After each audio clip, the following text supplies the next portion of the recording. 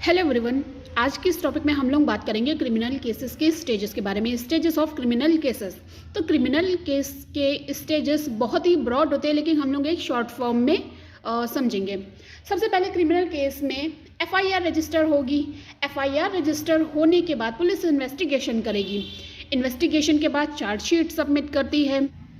Court में जब chargesheet आती है तो कोर्ट कॉग्निजेंस लेती है। कॉग्निजेंस लेने के बाद एक्यूज को सम्मन भेजा जाता है। एक्यूज को सम्मन कोर्ट के द्वारा भेजा जाएगा। अगर एक्यूज जेल में है तो जुडिशियल कस्टडी से आ जाएगा, वरना वकील की सहायता से उसको सम्मन जारी किया जाता है। जो चार्जेस पुलिस ने लगाए हैं, क्या वे चार्जेस लगेंगे या उसमें कुछ अल्ट्रेशन होगा, तो ये सारा मैटर कोर्ट डिसाइड करेगी। अगर चार्जेस फ्रेम हो जाते हैं तो फिर एविडेंस स्टार्ट हो जाता है। जितनी भी एविडेंस लिस्ट दी जाती है, पुलिस ने उसे सारे विटनेस को बारी बारी कॉल, पुलिस के द्वारा उसमें सारे विटनेस को बारी बारी कॉल किया जाता है।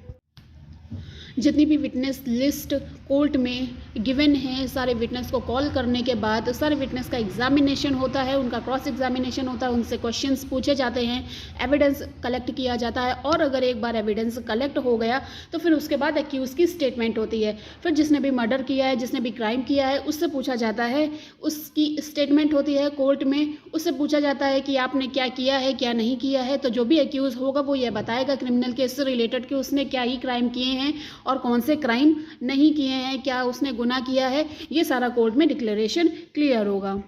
उसके बाद सीधा मैटर फाइनल आर्ग्यूमेंट पर आता है।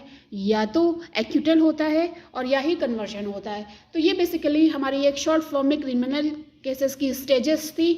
अगर वीडियो इन्फॉर्मेटिव है तो हमारे चैनल को सब्सक्राइब करें। Please like the video. Thank you.